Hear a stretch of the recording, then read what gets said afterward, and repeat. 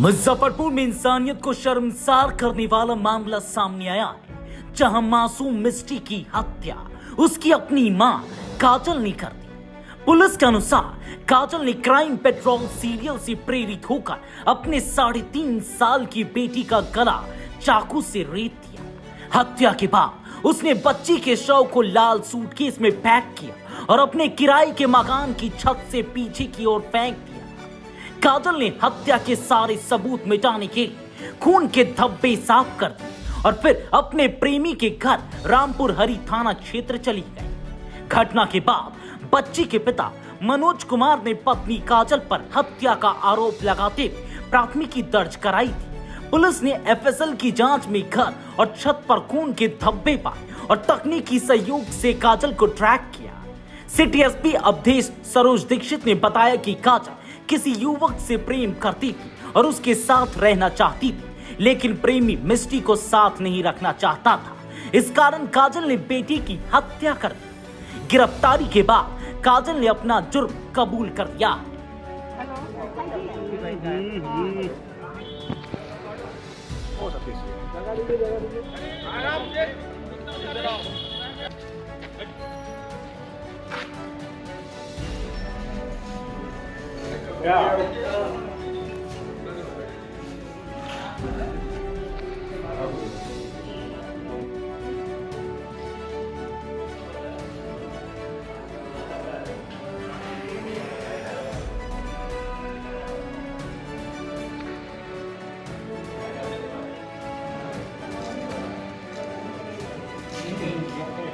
पीछे पीछे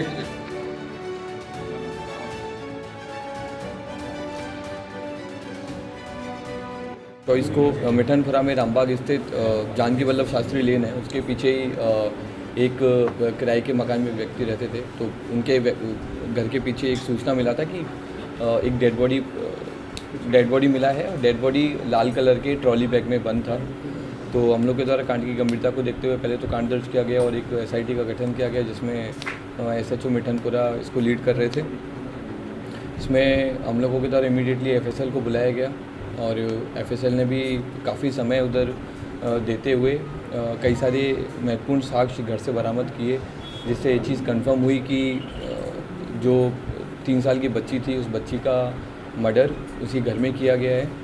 और इसके बाद में हम लोगों ने आगे अनुसंधान किया तो हम लोग के द्वारा कल जो बच्ची की माँ है उसके हम लोग के द्वारा गिरफ्तारी की गई है और इसने कांड में अपनी संलिप्तता स्वीकार की और बताया है कि ये एक व्यक्ति रामपुर हरी थाना अंतर्गत एक गांव है, वहाँ पर एक व्यक्ति है, उनसे प्रेम प्रसंग में थी और उसी के साथ में रहना चाहती थी।